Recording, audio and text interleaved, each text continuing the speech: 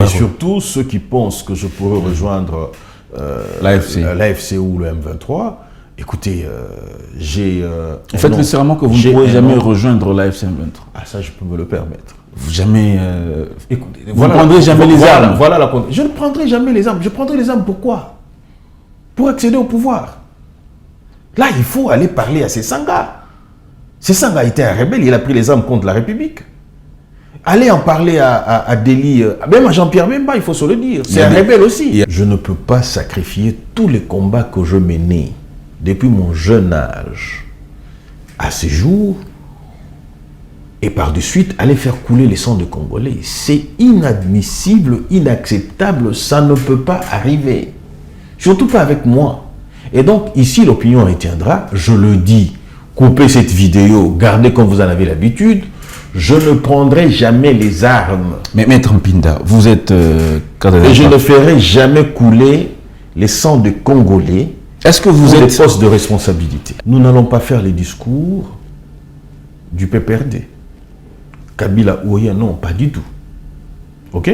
Mais c'est ce que vous dites ici. Non, non. Vous dites qu'il a une mission. Ne m'imputez pas ce que je ne dis pas. C'est presque la même chose. Je suis suffisamment... Non, ce n'est pas la même chose. Je ne vous dirai pas non plus Kabila Totondiote, non, pas du tout. Mais j'estime que Tshisekedi est à mi-mandat, à mi-exécution de son mandat.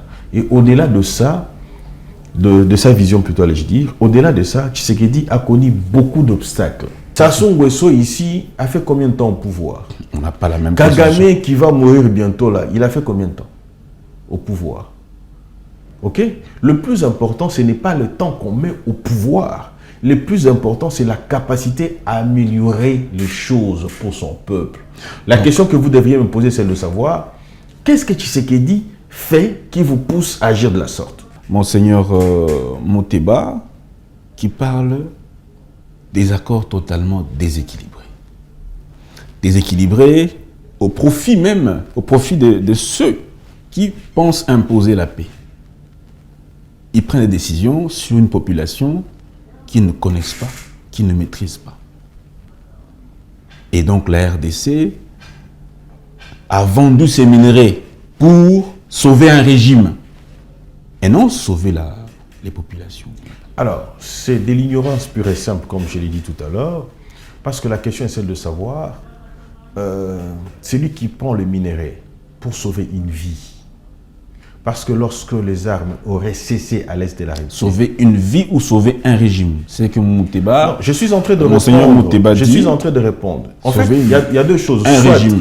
Soit Mouteba est de mauvaise foi, soit Mouteba est ignorant, soit Mouteba est complice de Kagame. Ce que vous dites est complet. Un langage totalement que vous... Ça n'engage que moi. Ouais. J'ai dit, je reprends, j'ai dit soit Mouteba est ignorant, soit Mouteba est inconscient, soit Mouteba est complice de Kagame. Pourquoi vous dites ça? Entre les lignes spéciales, mesdames et messieurs, sera consacré particulièrement à la situation sécuritaire en République démocratique du Congo. On va analyser d'abord la résolution 2808 qui proroge le mandat de la MONUSCO et qui le rend donc offensif. On va également évoquer la particularité des accords, les accords de Washington, accord avec les États-Unis, accord avec le Rwanda. D'aucuns disent ou déclarent que voilà, cet accord est une... Les minerais congolais sont bradés à vil prix. Cet accord est totalement déséquilibré. On va discuter de tout cela. Maître Richard Mpinda est-il désormais membre de l'Alliance Fleuve Congo M23 comme certaines informations ont circulé la semaine dernière? A-t-il réellement rejoint ce mouvement-là comme Daniel Safou? Merci, mesdames et messieurs, d'être avec nous. Vous l'avez compris, notre invité est Maître Richard Mpinda, cadre de l'UDPS Tshisekedi. Merci beaucoup, et de le dire tel que vous faites là, vous dites cadre de l'UDPS, c'est-à-dire que vous avez répondu à la question. Mais nous irons en détail, plus en détail, pour démontrer à suffisance que nous pouvons appartenir à un mouvement terroriste. Et donc, je me réjouis de la thématique que vous avez choisie. Et je salue ceux qui nous suivent. Je présente mes vœux de Nouvel An à tous ceux qui nous suivent, à vous-même, à votre famille, et je me réjouis, je vous félicite pour ce que vous savez. Merci. Je ne voudrais pas mettre sur la place publique, je n'en ai pas la primaire, donc je suis là. Et gardant la même posture et faisant le même travail. Voilà. Le même travail. Mais donc on se pose la question, Maître Mpinda, cadre de Tshisekedi, un universitaire, un avocat renommé, qui gère aussi les grands dossiers. Vous a suivi derrière les grands dossiers, on ne va pas les citer sur ce plateau. Mais pourquoi des gens comme vous, on ne les nomme pas à des postes de responsabilité? Parce que, selon certaines informations, à l'UDPS, on n'aime pas l'intelligence. Est-ce que cela est vrai? Non, vous savez, je vais répondre doublement à cette question-là. Je vais répondre aussi à la question de... je crois bien que nombreux sont ceux qui... Ce n'est pas la première fois que vous posez cette question-là. J'ai toujours dit que, comme on dit en lingala, les paniers sur qui encore, comme on dit, chacun à son tour chez le coiffeur. Donc je pense que chaque chose arrive à son temps. Parce que... Est-ce que vous méritez un poste de responsabilité? Non, mais c'est à ceux qui apprécient de dire, ceux qui nomment, de dire si je mérite un poste ou pas du tout. Vous voyez ça? Je souhaiterais, ou que je souhaite, qu'on apprécie ce que je suis par les autres et non pas moi-même en m'en vanter. Parce que ce qui fait aussi ma particularité, c'est que je ne convoite pas les choses. Je l'ai dit quelque part, je le redis encore ici, je suis de ceux qui pensent que Dieu seul juge le temps qu'il faut pour que les gens accèdent à ce qu'ils doivent. Si c'est cela ma destinée, c'est-à-dire accéder à un poste de responsabilité, ça arrivera. Parce que les compétences, nous les avons. Vous les avez, oui. Et aussi, au-delà d'avoir les compétences, nous avons aussi des ambitions. Et donc, c'est là où j'en rigolais pour dire, si j'avais le temps, je vous aurais montré. Si j'avais prévu, je vous aurais montré. Du jour au lendemain, je me retrouve dans un groupe intitulé « Groupe des communicateurs frustrés ». Groupe WhatsApp. Qui vous a intégré dans ce groupe-là? Je ne sais pas, et tout ça. J'ai réagi pour dire, suis-je, moi, un communicateur frustré? Je suppose que pour être frustré, il faut avoir un deal, un contrat, un accord avec le président Tshisekedi, et que le président Tshisekedi n'aurait pas répondu à ses obligations dans le contrat ou dans l'accord, et par de suite, vous vous dites, écoutez, je suis frustré parce que Tshisekedi a manqué à ses obligations. Je ne suis pas ce communicateur qui a consulté le président Tshisekedi pour avoir son accord et éventuellement, éventuellement commencer à communiquer, pas du tout.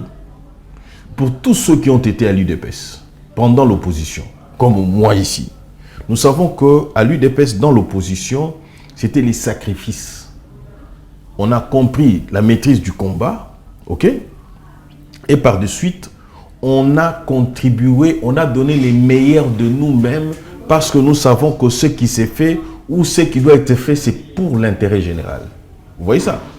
Lorsqu'on arrive au pouvoir, il est certes vrai que le pouvoir est là, nous devons y aller et de manière à aussi trouver gain de cause. C'est-à-dire que nous avons combattu, lutté pour le pouvoir, une fois au pouvoir, nous devons aussi jouir, c'est-à-dire que nous pouvons être aussi nommés. Okay? Mais lorsque ça n'arrive pas, un vrai UDPsien, je ne parle pas de ceux qui sont arrivés maintenant, d'aucuns vous diront, mais vous avez quitté à un moment donné, certes vrai que j'ai quitté, mais le sang en moi, il est resté demeuré celui-là. C'est-à-dire qu'un vrai UDPsien, c'est lui qui a été au Parlement debout, c'est lui qui a été dans la rue sans avoir reçu quoi que ce soit de Tshisekedi.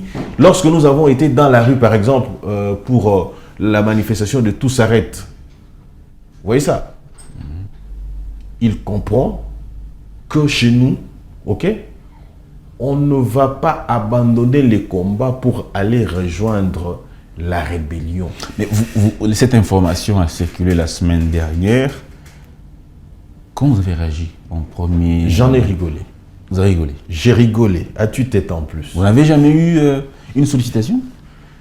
Bon, je crois vous l'avoir dit, à une certaine époque, c'était, je crois qu'en 2023, lorsque j'avais passé mon communiqué pour, comment dire, faire un appel, j'avais fait un appel de fonds pour les élections de 2023, ok, j'ai reçu un des petits à Bilari. Je crois vous en avoir déjà parlé. J'ai reçu un de petits qui se disait être proche à Bilari. Mais dans son comportement, lorsqu'il commençait à me citer Charles Bisengimana, ainsi de suite, j'ai compris que ça, c'était la dose ou la stratégie pour éventuellement vous recruter. J'ai contacté à cette époque-là un des conseillers privés du chef de l'État en matière de sécurité pour que l'on organise un guet-apens et qu'on mette la main dessus. Heureusement pour ce petit-là, malheureusement pour moi, le petit n'était plus revenu au rendez-vous. Et je suis allé en y amenant quelqu'un à mes côtés. Bilari, c'est le journaliste Jonathan Bilari. Parce que lui, il m'a dit, je suis proche à Jonathan Bilari. Vous voyez ça?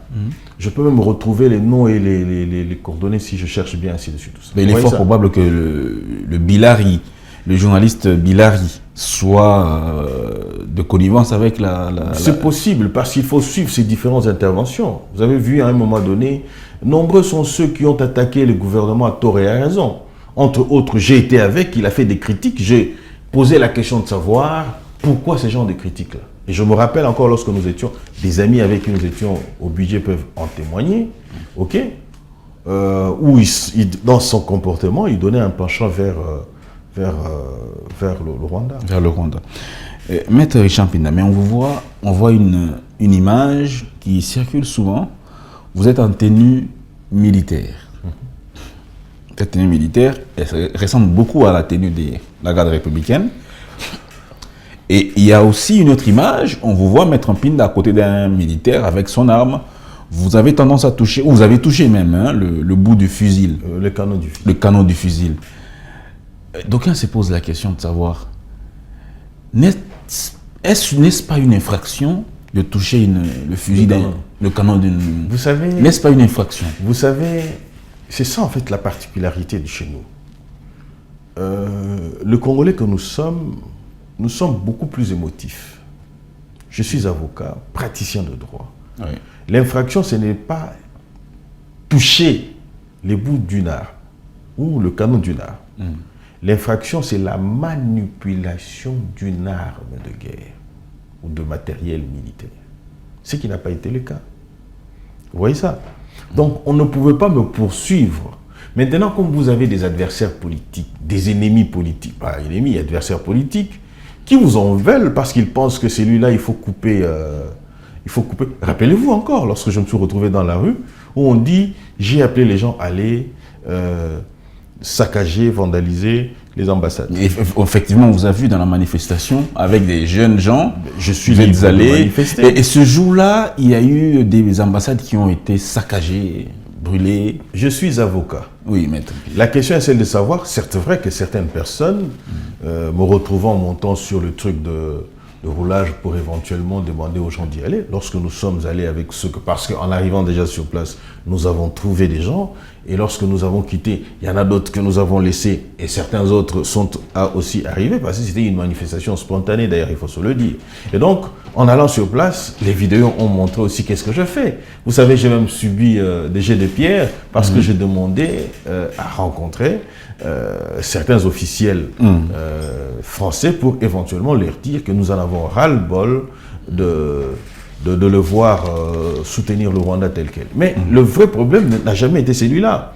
Pourquoi je ne pouvais pas envoyer les gens vandaliser? Mais c'est simple, parce que je sais, c'est ce qui est arrivé d'ailleurs, ils ont vandalisé, c'est nous qui avons réparé. C'est d'ailleurs le contribuable congolais, à travers le gouvernement, le ministère de l'Intérieur y est allé pour éventuellement évaluer les dégâts pour, pour réparer. Moi j'ai opté pour un autre discours, vous vous en souviendrez encore, on en a parlé, celui du boycott. C'est d'ailleurs ce qui a fait mal à l'ambassadeur de la France, qui m'a pratiquement traqué partout. Il est allé dans tous les services, tant judiciaires que au niveau du CESAC par exemple. Il est allé même au barreau pour que éventuellement arriver à obtenir une sanction. Mais malheureusement pour l'ambassadeur français, ils n'ont pas obtenu gain de cause. Pourquoi? Parce que le lien de causalité à effet n'a pas été établi. Parce que vous n'avez pas de quelqu'un qui vous protège. Je suis avocat. Je ne suis pas, comme qui dirais-je, un inconscient. C'est-à-dire que je connais la portée de mes actes. Et lorsque je parle, je sais comment, lorsque je pose des actes, je sais comment éventuellement éviter d'être pris la main dans le sac. D'accord, maître Richard Mpinda, c'est clair. Vous n'avez pas... Et surtout, ceux qui pensent que je pourrais rejoindre l'AFC ou le M23, écoutez, j'ai... Vous faites le serment que vous ne pourrez jamais rejoindre l'AFC M23. Ah, ça, je peux me le permettre. Vous jamais... Écoutez, vous ne prendrez jamais les armes. Je ne prendrai jamais les armes. Je prendrai les armes pourquoi? Pour accéder au pouvoir. Là, il faut aller parler à ces sangas. Ces sangas étaient un rebelle, il a pris les armes contre la République. Allez en parler à Deli, même à Jean-Pierre Bemba, il faut se le dire. C'est un rebelle aussi. Il y a des libérateurs qui ont aussi pris les armes, tel que Mandela. Non, Mandela n'a jamais pris les armes. Mandela était pour la lutte non violente. De la même manière que le Sphinx. Vous voyez? Mais cela ne pouvait pas. Il y a aussi une branche armée de l'ANC de Mandela. Il y a aussi lui, le président n'a jamais eu de branche armée. Donc c'est pour dire que nous sommes sur la ligne de la non-violence. J'en venais pour dire que j'ai un nom à protéger. Je ne peux pas sacrifier tous les combats que je menais depuis mon jeune âge à ce jour et par de suite aller faire couler les sangs de Congolais. C'est inadmissible, inacceptable, ça ne peut pas arriver. Surtout pas avec moi. Et donc, ici, l'opinion retiendra, je le dis, coupez cette vidéo, gardez comme vous en avez l'habitude, je ne prendrai jamais les armes. Mais Maître Mpinda, vous êtes... et je ne ferai jamais couler les sangs de Congolais pour des postes de responsabilité. Est-ce que vous êtes bénéficiaire de quelque chose? Est-ce que vous êtes, depuis que le président Tshisekedi est au pouvoir, est-ce que vous avez déjà reçu un poste de responsabilité? Ou bien, je veux dire, est-ce que vous vous retrouvez financièrement grâce à ce pouvoir? Je suis avocat. J'exerce la profession d'avocat. Et faire ce que je fais me donne une certaine notoriété. Mais en dehors de vos activités professionnelles, oui, est-ce que l'UDPS, votre parti, ou même le pouvoir, parce que vous êtes au pouvoir aujourd'hui, vous a déjà fait un don, une promotion, une nomination quelconque? Non, mais ce n'est pas arrivé. Mais je ne dis pas que ça n'arrivera jamais. Dans 7 ans, aucune nomination, aucun don, ça ne vous dérange pas? Voilà pourquoi ça ne me dérange pas et pourquoi ça ne me dérangerait pas. Je suis Congolais, j'ai une famille. Ce qui veut dire que la gratuité de l'enseignement, par exemple, implémentée, bénéficie à tout le monde. C'est-à-dire que la décision qui a été prise, qui a été implémentée, ne voit pas une catégorie d'individus qui peuvent en profiter. Lorsque vous faites une lutte pour l'intérêt général, les actions qui sont aux portées, ça nous bénéficie aussi. Le mal congolais, c'est de croire qu'il faut obligatoirement ezalangai pour que les choses avancent. Aussi longtemps que la gratuité de l'enseignement est possible, la couverture santé universelle qu'il faut encore améliorer, aussi longtemps que les routes sont construites pour permettre à la libre circulation, aussi longtemps que le président Tshisekedi conclut des accords économiques avec les États-Unis et que les investisseurs arrivent, si j'ai l'avantage d'avoir de grands dossiers, ça dit que je n'aurai pas besoin d'être un ministre. Sur une échelle de 1 à 10, les nominations qui sont faites, sont-elles des bonnes nominations? Je ne voudrais pas aller dans cette logique-là. Je voudrais tout simplement dire qu'il y a des efforts à fournir pour améliorer. Certes qu'il y a des faiblesses, mais il y a des efforts à fournir pour améliorer. Ce qui est plus important, c'est quoi? C'est qu'aujourd'hui, je ne suis pas là. Je vais vous prendre une illustration, par exemple, plus facile. Si à l'époque de Mobutu, Mobutu avait su de construire des hôpitaux pour les Congolais, je ne pense pas que les enfants de Mobutu auraient allé chercher à se faire soigner à l'extérieur du pays. Vous voyez ça? C'est ça, en fait, je voudrais dire quoi? C'est ça l'intérêt général. C'est-à-dire que quand on pense qu'à soi-même, on n'arrivera à rien faire. On peut amasser des richesses ici, dans ce monde ici. Lorsque vous mourrez, vous les perdez. Que deviennent vos enfants, vos petits-enfants, ainsi de suite? Je suis de cette logique. Je suis de ceux qui pensent que agir pour le bien-être général, agir pour l'intérêt général, constitue une garantie pour moi présentement, si pas pour moi présentement, mais je pense que j'ai des enfants, j'aurai des petits-enfants, et donc l'intérêt général constitue une sécurité pour tout ce monde-là. Quelle est la responsabilité qui vous conviendra le mieux si on devrait vous donner une responsabilité, par exemple? Je suis avocat, ce qui voudrait dire que l'avocat s'adapte à toute responsabilité qu'on met à sa disposition. Ok? Mais je voudrais, si je venais à être nommé, j'aurais souhaité que ce soit une responsabilité qui me faciliterait de pouvoir apporter des améliorations directes. Et si le mandat du chef, deuxième et dernier mandat du chef arrivait à son terme et que vous n'êtes pas nommé? Alors, l'objectif d'un parti politique, c'est la conquête du pouvoir. Oui. Et le maintien. Nous parlons de vous particulièrement. Attendez, je réponds. Je suis en train de répondre. L'objectif d'un parti politique, c'est la conquête du pouvoir et le maintien au pouvoir le plus longtemps possible. Ok? L'UDPS, c'est aujourd'hui le président Tshisekedi. C'est lui qui viendra après, au nom de l'UDPS, qui, je dis bien, qui va garder cap vers, dans la logique idéologique de l'UDPS, ok, sans pouvoir s'en écarter. Nous allons l'accompagner. C'est-à-dire que l'UDPS sera au pouvoir et nous allons apporter notre soutien. Après ou avant 2028 Après, avant 2028. Mais je voudrais tout simplement... Voilà pourquoi, à un moment donné, j'ai arrêté même de passer dans le média pour parler guerre à l'Est. Parce que les gens confondent la fin de la guerre que nous avons annoncée, que j'ai, moi, annoncée, et la fin des crépitements des armes. Je suis dans la logique de ceux qui disent que la guerre est déjà finie. Maintenant, je suis dans l'option du changement de la Constitution. Pourquoi j'ai dit changement de la Constitution? Parce que je voudrais que les Congolais prennent conscience que Tshisekedi est porteur d'une mission. La mission, c'est de relever le pays. Donc, il faut changer la Constitution pour que Tshisekedi postule à nouveau. Pour que Tshisekedi achève sa mission. C'est-à-dire?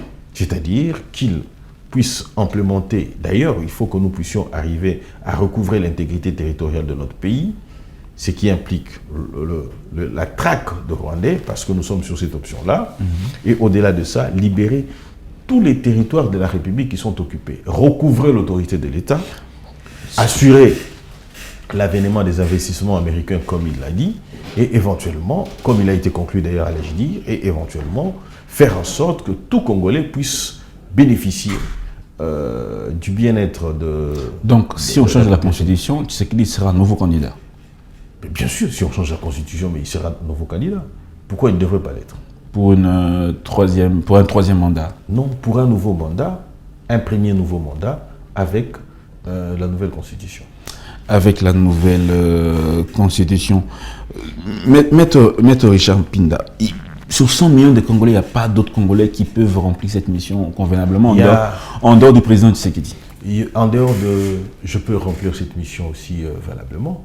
Alors pourquoi il faut changer cette Constitution alors pour lui permettre de... Attention, nous n'allons pas faire les discours du PPRD. Kabila ou rien, non, pas du tout. Ok? Mais c'est ce que vous dites ici. Non, non. Vous dites qu'il a une mission. Ne m'imputez pas ce que je ne dis pas. C'est presque la même chose. Je suis suffisamment... Non, ce n'est pas la même chose.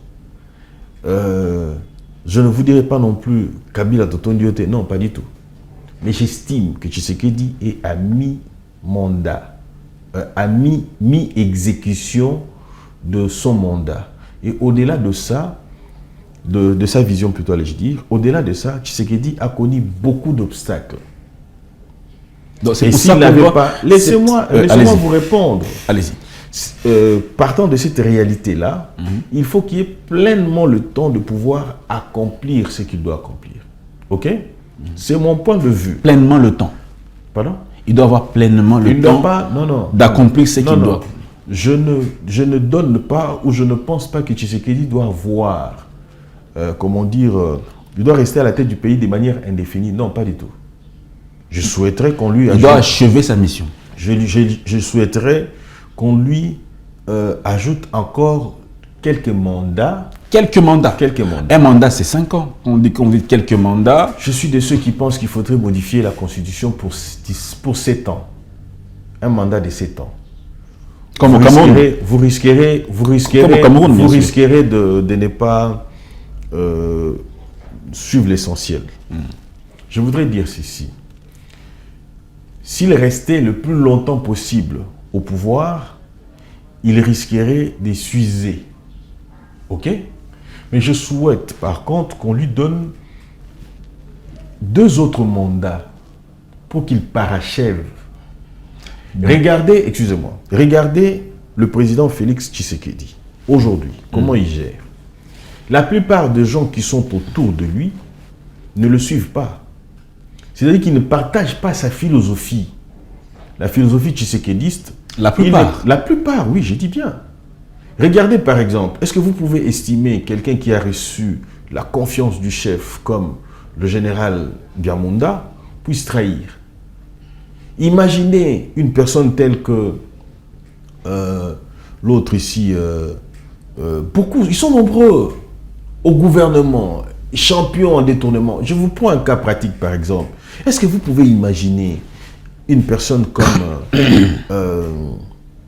Nicolas Kazadi puisse être impliqué dans des dossiers tels qu'il aurait détourné, il aurait ceci, ainsi de suite, tout cela?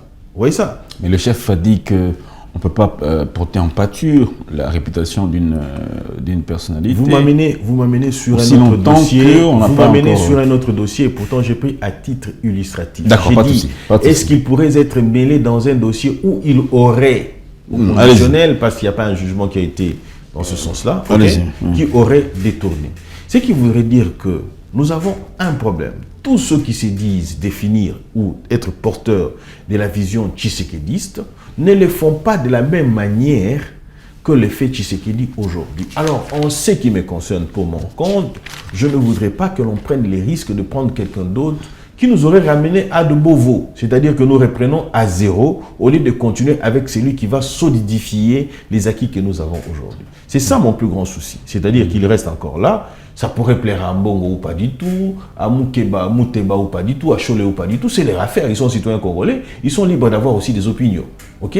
C'est mon point de vue. Ça n'engage que ma responsabilité. Et donc, je pense que Tshisekedi doit rester encore au pouvoir. Je ne voudrais pas non plus faire de la flatterie comme le fait Panda, parce qu'il a appris que Maïs Chibangu l'a acculé un tout petit peu. Maintenant, il sort pour vous dire que notre Tshisekedi n'a pas un mandat, mais il a une mission. Non. Je voudrais que nous fassions la part des choses. C'est-à-dire que Tshisekedi est en train de faire ce qu'aucun autre n'a fait en tant que président de la République et en tant que citoyen congolais. Et donc, je souhaiterais qu'on lui accorde encore un peu plus de temps, qu'il rattrape le temps qu'il a perdu à faire la guerre avec Kagame, le temps qu'il a perdu à faire la guerre aussi d'une autre part avec le FCC Cash. Maître Pinda, vous avez demandé qu'on ajoute encore 2 mandats. Oui, au chef de l'État. 2 mandats de 7 ans, c'est-à-dire 14 ans. 14 ans. Donc, si ce mandat s'arrête en 2028, on devra lui ajouter 14 ans. Donc, en principe, en 2042. Pourquoi pas? En 2042. Attendez un peu. Attendez. J'ai pas posé la question. Allez-y. Non, je voudrais faire une observation par rapport à la question que vous avez posée. Le plus important, c'est les mandats ou le bien-être des Congolais. Parce que nous devons à un moment donné arriver à faire la part des choses.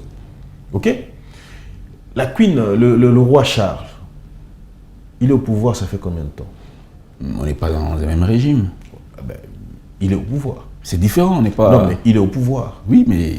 Il est au pouvoir. On n'a pas la même constitution. Sassou Nguesso, ici, a fait combien de temps au pouvoir? On n'a pas la même Kagame, qui va mourir bientôt, là, il a fait combien de temps au pouvoir? Ok? Le plus important, ce n'est pas le temps qu'on met au pouvoir. Le plus important, c'est la capacité à améliorer les choses pour son peuple. La question que vous devriez me poser, c'est de savoir, qu'est-ce que Tshisekedi fait qui vous pousse à agir de la sorte? Je vais anticiper la question que vous allez me poser par rapport à ce que dit Mouteba. Il dit... Alors, je prends juste une phrase parce que j'ai suivi son intervention. Il dit un couloir est tracé pour faire passer les minéraux vers l'extérieur. Il a exposé son ignorance. En quoi faisant? Non, là on n'en est pas encore là. On va y arriver, Maître Pinda. On va avoir un peu le temps. Ouf, le temps file aussi très très très vite. Parlons justement des accords. Accord de Washington, accord de déclaration des principes de Doha. Il est des critiques qui viennent un peu de partout, particulièrement de l'Église catholique, hein, justement. Monseigneur Moteba, qui parle des accords totalement déséquilibrés. Déséquilibrés au profit de ceux qui pensent imposer la paix. Ils prennent des décisions sur une population qu'ils ne connaissent pas, qu'ils ne maîtrisent pas. Et donc la RDC a vendu ses minerais pour sauver un régime et non sauver les populations. Alors, c'est de l'ignorance pure et simple, comme je l'ai dit tout à l'heure, parce que la question est celle de savoir, celui qui prend le minerai pour sauver une vie, parce que lorsque les armes auraient cessé à l'est de la République... Sauver une vie ou sauver un régime? C'est que Mouteba... Non, je suis en train de répondre. En fait, il y a deux choses. Soit Mouteba est de mauvaise foi, soit Mouteba est ignorant, soit Mouteba est complice de Kagame. Ce que vous dites est complet, un langage totalement que vous dites. C'est un langage que moi. Ouais. J'ai dit, je reprends, j'ai dit soit Mouteba est ignorant, soit Mouteba est inconscient, soit Mouteba est complice de Kagame. Pourquoi vous dites ça? Parce que je vais l'expliquer. Je vous prends à titre illustratif, de manière la plus banale possible. Nous avons des minéraux, ok? Je ne dis pas que c'est ce que dit l'accord. Celui qui vient pour prendre ces minéraux tue, ok? C'est-à-dire que celui qui vient pour prendre le minerai passe par Danzang, Danzang tue. Moi j'ai dit non. Au lieu que vous passiez par Danzang, oui. J'ai dit aux Américains, au lieu de passer par Danzang et que vous puissiez tuer les Congolais, il est préférable que vous veniez directement prendre ici, chez moi, ok? Et moi, Tshisekedi, j'en profite pour préserver les vies des Congolais. Soit il est ignorant, ce qui serait tout à fait comprendre parce qu'il n'a peut-être pas lu. Il l'a lui-même dit, il a dit, selon ce que j'entends. Et pourtant, l'accord, il faut lire. C'est dans le site des Américains. L'accord est là, mais ce qui tique, ce qui pousse un peu, ce qui dérange un peu, ce sont les déclarations mouches de Donald Trump. Mais vous le dites vous-même, que ce sont des déclarations mouches. Mais Donald Trump, excusez-moi, Donald Trump c'est un politique. Attention. Mais quand il humilie toute une nation. Attendez, non. Par ces déclarations. Attendez un peu, s'il vous plaît. Quelle est la teneur? Il faut opposer, on va opposer au Donald Trump, non pas ses propos, mais plutôt les écrits. Est-ce que les contrats, l'accord économique entre Washington et la République démocratique du Congo donne raison à Mbongo, ou plutôt à Mouteba, ou à Tshisekedi qui dit qu'il est prévu que les investisseurs arrivent, qu'ils investissent ici. C'est-à-dire que lorsqu'ils exploitent les minéraux ici, ok, on extrait les minés, on transforme ici au Congo. Ça, c'est un problème. C'est-à-dire, soit on est ignorant, on ne comprend rien, soit on est inconscient de l'enjeu, soit on est complice de Kagame. Et surtout, pourquoi les déclarations de Mouteba n'arrivent qu'au moment où Kagame est en très mauvaise posture? Qu'est-ce que l'on poursuit maintenant? Était-ce donner l'impression? Et d'ailleurs, vous dites que c'était une homélie ou que c'était un meeting, une matinée politique comme... Attendez. Donc, excusez-moi, laissez-moi d'abord chuter par rapport à ce que je disais, pour que l'on ne l'interprète pas autrement. J'ai dit, Tshisekedi, il va voir les Américains qui, autrefois, armaient le Rwanda pour venir tuer au Congo et prendre les minéraux. Il dit non. Ne tuez pas les Congolais, ok? Ne tuez pas les Congolais. Mais par contre, ce que vous pouvez faire, c'est passer directement vers moi, le gouvernement de la République. Nous pourrions exploiter les minéraux de la République démocratique du Congo. Parce qu'entre nous soit dit, lorsque Kagame vient tuer au Congo, il fait quoi? Il vend ses minéraux. Il gagne de l'argent. C'est-à-dire que lorsque nous allons... Quelle est la garantie? la garantie que les engagements pris par les Américains, notamment en matière de sécurité, sont respectés. Quelles sont les garanties pour qu'en matière de sécurité soient respectées? Mais les garanties, c'est, en défaut de n'avoir pas respecté, nous allons devant le cours des tribunaux.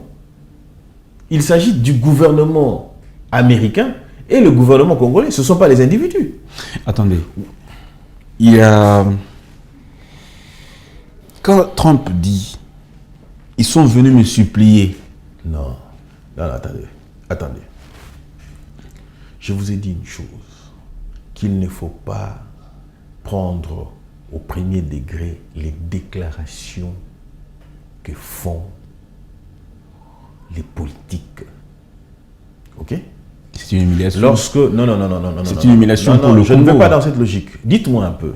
Lorsque le président Trump, Tshisekedi, finit son discours, il va vers sa place, Donald Trump s'élève. Vous pensez que celui qui s'élève tel quel pour lui serrer la main et le féliciter, a de l'estime, a de la considération pour lui, ou que cela soit contradictoire parce que vous pensez qu'on nous aurait humiliés? C'est un faux débat. Allons à l'essentiel. L'essentiel, c'est que, qu'est-ce qu'on reproche concrètement à cet accord? On ne reproche rien de tel à cet accord, parce que l'accord est rendu public et que l'accord fait mal, parce que l'accord 1... Vous savez, à un moment donné, lorsque la même proposition que nous avons faite aux Américains aujourd'hui, lorsque nous la faisions aux Français à l'Union européenne, ok, à bon, on ne réagissait pas. Mouteba non plus. Que gagnent concrètement les Congolais de cet accord avec les Américains? Que gagnent concrètement l'accord avec les Américains? La RDC gagne quoi? J'étais en train de vous donner une illustration. Allez-y. Je vous disais, Mouteba, dans sa matinée politique, il a évoqué le couloir. Il a dit un couloir pour acheminer les minéraux vers l'extérieur. Ok? Mais il ne vous a pas dit quel est l'intérêt économique de ce couloir. Ça, il ne le dit pas. Et pourtant, lorsque le corridor est construit, ça crée des activités commerciales tout aux alentours.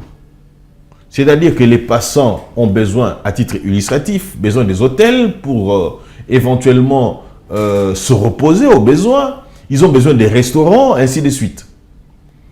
Et lorsqu'on achemine les minéraux, nous l'avons bien dit, qu'il faut, dans les accords, c'est même prévu que l'on puisse procéder à la transformation de ces minéraux sur le sol de la République démocratique du Congo. Voilà pourquoi le président Tshisekedi parle.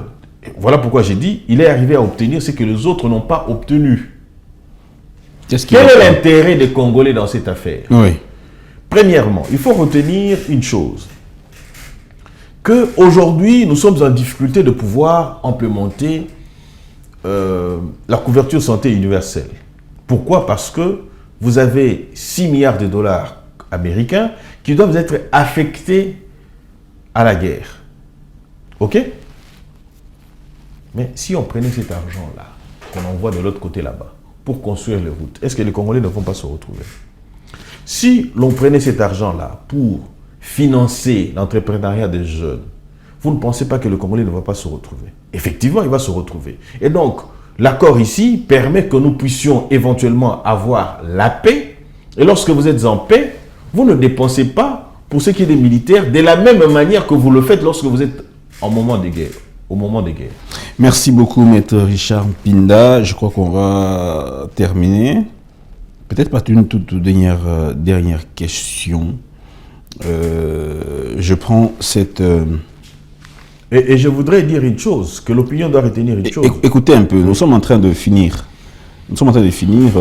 Ça, c'est M. Martin Fayoulou. L'accord de Washington est un piège tendu par Kagame à Tshisekedi. Kagame a voulu essayer de se sortir des sanctions européennes et de la résolution de l'ONU. Aujourd'hui, on voit qu'il préparait la guerre. Un piège de Kagame selon Fayoulou. Mais c'est que Yann Martin n'a rien compris. Donc, personne ne comprend à part vous. À part nous. Parce que nous avons participé à l'accord, à la rédaction. L'accord est public. S'il vous plaît, vous savez, lorsqu'on est chez nous, par exemple, lorsque vous élaborez une loi, chez nous les avocats, ou prenons les députés, lorsqu'ils sont dans la mission d'élaborer une loi, ils ont une particularité que l'on appelle la ratio legis, l'esprit, la lettre de l'accord. Martin Fayulu ne l'a pas. Il n'a pas participé dans l'élaboration ou dans la rédaction de cet accord. Donc, il ne peut pas avoir l'esprit et la lettre de cet accord. Ne peuvent comprendre que ceux qui ont participé à l'élaboration du texte. Les autres, non du tout. Ceux qui participent à l'élaboration de cet accord ont la primaire de comprendre au mieux, parce que les termes employés sont compris principalement par eux. Maintenant, les autres, tels que les Martin Fayulu et autres, doivent attendre que nous puissions leur apporter l'explication de ce que nous avons poursuivi, de ce que nous souhaitons dans cet accord-là. C'est tout à fait logique. Alors, lorsqu'ils donnent leurs interprétations propres à eux, c'est qu'ils sont à côté. Et d'ailleurs, Martin Fayulu n'a pas évoqué l'accord avec le Rwanda aujourd'hui. Parce que de vous à moi, l'accord avec le Rwanda n'existe plus. Vous voyez ça? L'accord avec le Rwanda n'existe plus, d'une part, et d'une autre part, le processus de Doha n'existe plus. L'accord n'existe plus avec le Rwanda. L'accord n'existe plus. Signé à Washington. La résolution 2773 n'existe plus. Je parle de l'accord de paix entre le Rwanda et la RDC. Et la signé RDC. le 27 Je ne parle pas de juin l'accord économique. à Washington. Exactement. Comment ça marche? Il faut lire la résolution 2808 pour comprendre. Prenez par exemple la résolution 2773. Voudrait que le Rwanda se retire. Mais ici, on parle de la mise en place, ok, de la mise sur pied d'une brigade, ok, de l'ONU avec une mission offensive, ok, c'est-à-dire contre les groupes armés et contre toute entité ou tout élément militaire d'un pays étranger sur le sol de la Pourquoi vous dites que République. l'accord de Washington de paix entre la RDC et le Rwanda n'existe plus? Pourquoi vous dites ça? Vous ne me suivez pas. Si, je vous ai suivi. Non, vous ne me suivez pas. Vous dites que Parce la résolution... que vous me posez la question. Oui. Oui, ça va de soi.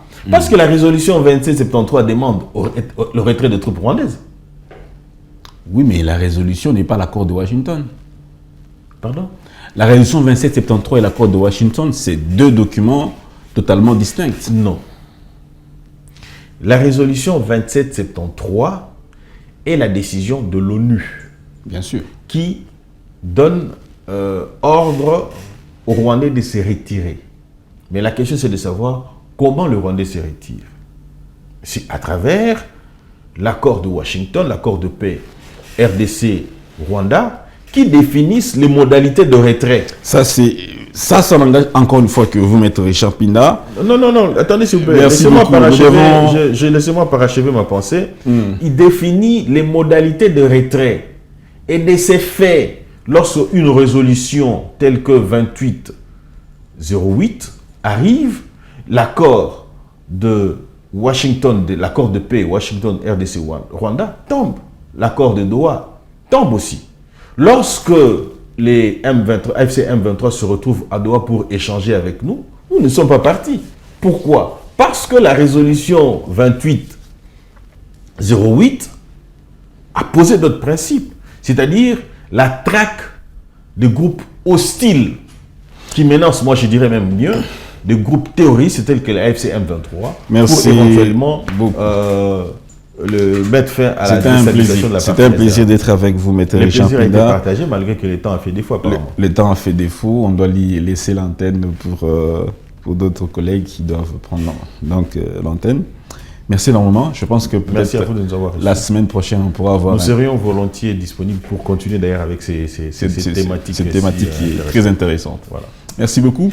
Merci à vous tous qui nous suivez aussi dans la partie orientale du pays. Cette émission donc vous est dédiée. On espère que très bientôt, la paix sera totalement rétablie.